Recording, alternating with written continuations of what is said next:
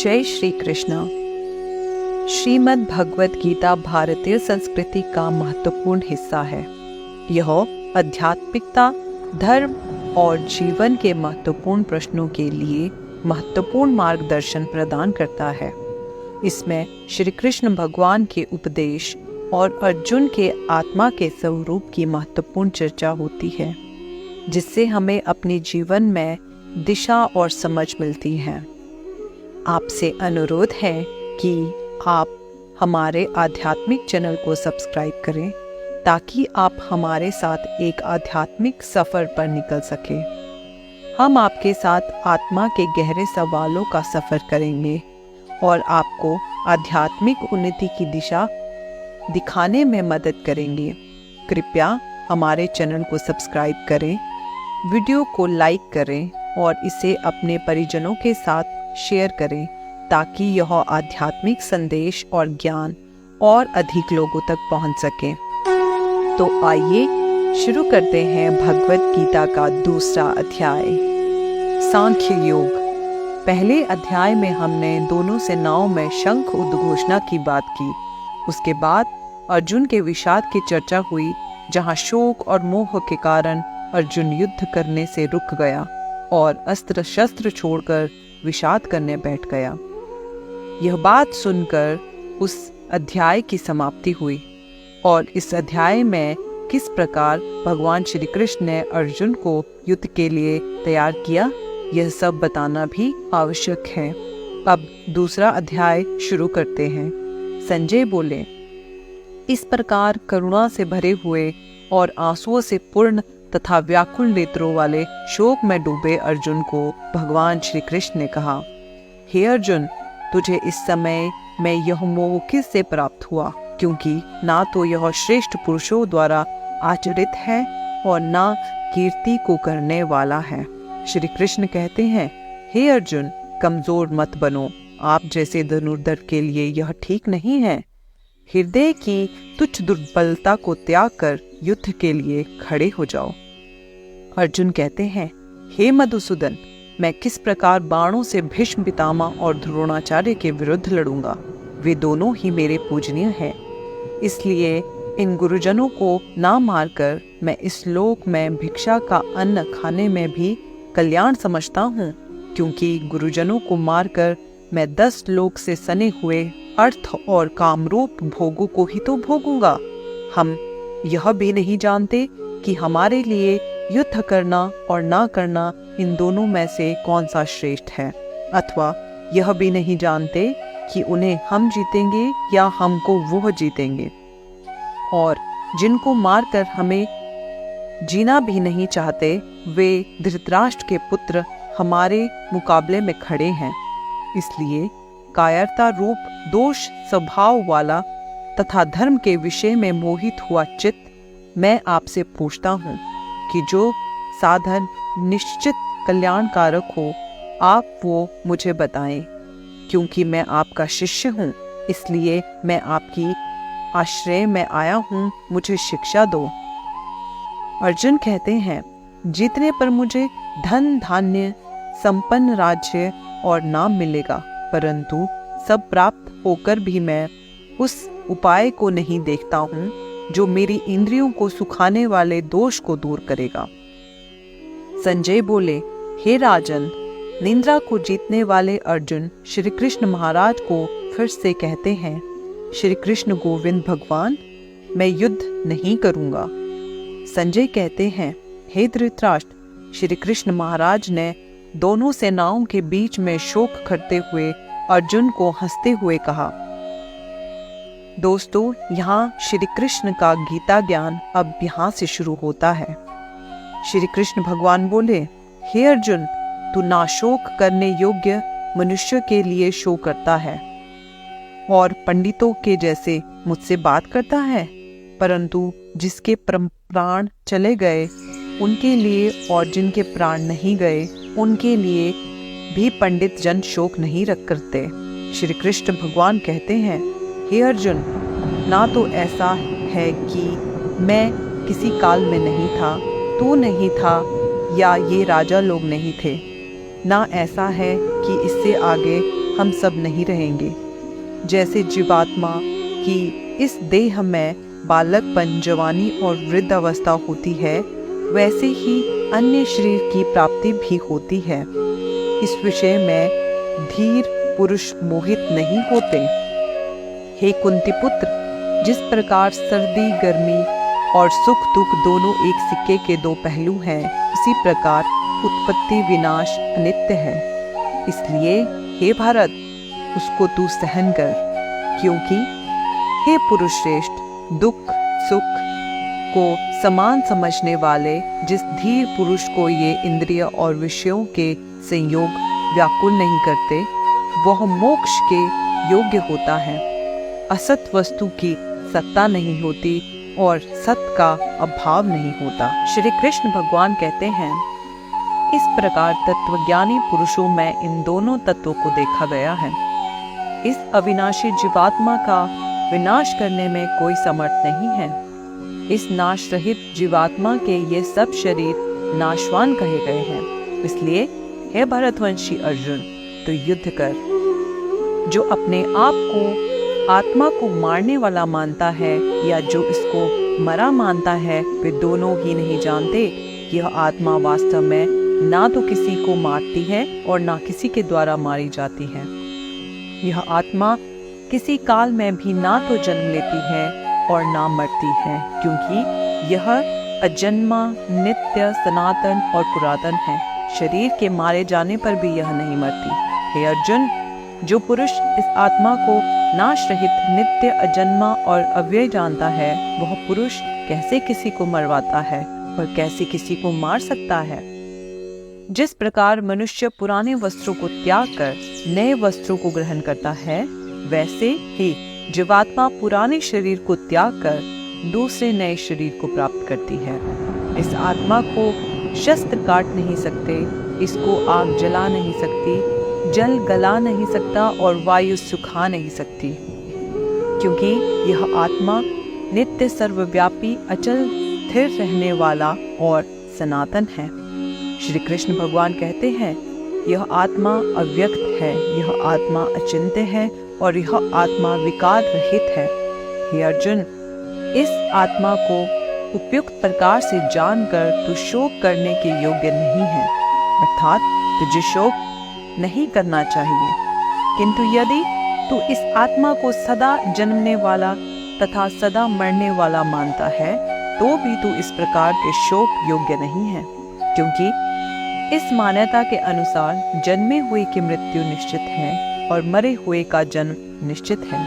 हे अर्जुन, संपूर्ण प्राणी जन्म से पहले अप्रकट थे और मरने के बाद भी अप्रकट हो जाने हैं, केवल बीच में ही प्रकट है। फिर ऐसी स्थिति में क्या शोक करना? कोई एक महापुरुष इस आत्मा को आश्चर्य की भांति देखता है और वैसे ही दूसरा कोई अधिकारी पुरुष इसे आश्चर्य की भांति वर्णन करता है, तथा दूसरा कोई अधिकारी पुरुष इसे आश्चर्य की भांति सुनता है और कोई तो सुनकर भी नहीं जानता। हे अर्जुन, यह आत्मा सबके शरीर में सदा ही अवद्ध है। इस कारण संपूर्ण प्राणियों के लिए तू शोक करने के योग्य नहीं है, तथा अपने धर्म को देखकर भी तू भय करने योग्य नहीं है, अर्थात तुझे भय नहीं करना चाहिए, क्योंकि क्षत्रिय के लिए धर्मयुक्त से बढ़कर दूसरा कोई कल्याणकारी कर्तव्य नहीं है। हे पार्थ, अपने आप हुए और खुले हुए स्वर्ग के द्वार इस प्रकार के युद्ध को भाग्यवान क्षत्रिय लोग ही पाते हैं, किंतु यदि तुम इस धर्मयुक्त युद्ध को नहीं करोगे तो सब धर्म की कीर्ति को खोकर आप पाप को प्राप्त होगे, तथा सब लोग आपकी बहुत काल तक रहने वाली अपकीर्ति की बातें करेंगे। और माननीय पुरुष के लिए अपकीर्ति मरने से भी बढ़कर होती है, और जिनकी दृष्टि में आप पहले बहुत सम्मानित थे, अब आपको छोटा समझेंगे, और वे महारथी लोग आपको भय के कारण युद्ध से हटा हुआ मानेंगे। आपके शत्रु लोग आपके समर्थ की निंदा करते हुए आपको बहुत से ना कहने योग्य वचन भी कहेंगे। उससे अधिक दुख और क्या होगा। हे अर्जुन, यहाँ तो आप युद्ध में मरकर स्वर्ग को प्राप्त हो जाओ या युद्ध में जीतकर पृथ्वी का राज भोगो। इस कारण हे अर्जुन, तो युद्ध के लिए निश्चय करके खड़ा हो जा। जय पराजय, लाभ हानि, सुख दुख को समान समझकर उसके बाद युद्ध के लिए तैयार हो जाओ। इस प्रकार युद्ध करने से तू पाप को नहीं प्राप्त होगा। हे पार्थ, यह बुद्धि तेरे लिए ज्ञान योग के विषय में कही गई है। अब तू इसको कर्म योग के विषय में सुन। जिस बुद्धि से युक्त हुआ तू कर्मों के बंधन को भली भांति त्याग देगा, अर्थात सर्वथा नष्ट कर डालेगा। इस कर्मयोग में आरंभ का अर्थात बीज का नाश नहीं है और उल्टा फलस्वरूप दोष भी नहीं है, बल्कि इस कर्मयोग रूप धर्म का थोड़ा सा भी साधन जन्म मृत्यु महान भय से रक्षा कर लेता है। हे अर्जुन, इस कर्मयोग से बुद्धि एक ही होती है, किंतु अस्थिर विचार वाले विवेकहीन काम मनुष्य की बुद्धियां निश्चय ही बहुत भेद वाली और अनंत होती है। हे अर्जुन, जो भोग में तन्मय हो रहे हैं, जो कर्मफल के प्रशंसक वेद वाक्यों में ही प्रीति रखते हैं, जिनकी बुद्धि में स्वर्ग ही परम प्राप्त वस्तु और जो स्वर्ग से बढ़कर दूसरी कोई वस्तु नहीं, ऐसा कहने वाले वे अविवेकी जन इस प्रकार के जिस दिखाऊ वाणी को कहा करते हैं, वे पाखंडी हैं। जो कर्मफल देने वाली और भोग तथा ऐश्वर्य की प्राप्ति के लिए अलग अलग प्रकार की क्रियाओं का वर्णन करने वाली उस वाणी द्वारा जिनका चित्त हर लिया गया है, जो भोग और ऐश्वर्य में अत्यंत आसक्त होते हैं, उन पुरुषों की परमात्मा में निश्चय ही बुद्धि नहीं होती है। हे अर्जुन, वेद उपयुक्त प्रकार से तीनों गुणों के कार्य रूप समस्त भोगों और उनके संसाधनों का प्रतिपादन करने वाले हैं। इसलिए तो उन भोगों और उनके संसाधनों में आसक्तहीन, हर्ष शोक द्वंद्वों से रहित, परमात्मा में स्थित योग क्षेम को ना चाहने वाला और स्वाधीन सब ओर से परिपूर्ण जलाशय को प्राप्त हो जाने पर छोटे जलाशय में मनुष्य का जितना प्रयोजन रहता है, ब्रह्म तत्व को जानने वाले ब्राह्मण का समस्त वेदों में उतना ही प्रयोजन रह जाता है। तेरा कर्म करने में ही अधिकार है, उनके फलों में नहीं। इसलिए तू कर्मों के फल का लालच मत कर। अतः तेरी कर्म ना करने में भी आसक्ति ना हो। हे धनंजय, तू आसक्ति को त्याग कर तथा सिद्धि और सिद्धि में समान बुद्धि वाला होकर योग में स्थित हुआ कर्तव्य कर्मों को कर। इस समतत्व बुद्धि योग से सकाम कर्म अत्यंत ही निम्न श्रेणी का हो जाता है। इसलिए हे धनंजय, तू समबुद्धि में ही रक्षा का उपाय ढूंढ, अर्थात बुद्धि योग का ही आश्रय कर, क्योंकि फल के हेतु बनने वाले अत्यंत ही दीन होते हैं। समबुद्धि युक्त पुरुष पुण्य और पाप दोनों को इसी लोक में त्याग देता है, अर्थात उनसे मुक्त हो जाता है। इससे तू समतत्व रूप योग में ही लग जा।